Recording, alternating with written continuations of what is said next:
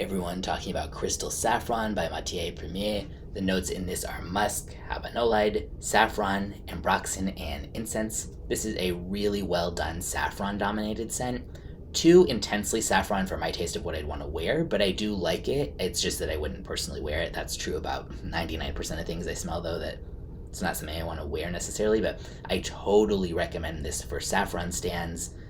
Smells much more like kind of pure high quality than the typical saffron scent, especially because saffron is often used to just kind of like create other accords, and not as often do you see something that's just like, this is a purely, saffron dominated scent. I really don't get much incense out of this at all. Yeah, so that, to my nose at least, that's pretty background here. But I think again, this all comes down to how you feel about saffron. The musk in here is pretty well behaved, pretty clean. It just works well, I think, in supporting kind of the airier qualities of saffron. Good longevity and projection, very unisex. This goes for $260 for 100 ml. I think that you'd be hard pressed to find a better just pure saffron scent than this. If you like saffron and you haven't tried that many yet, this really stands out to me. It's almost like a little bit clean leathery too. Saffron is often used to create leather accords because real leather isn't actually used in fragrance.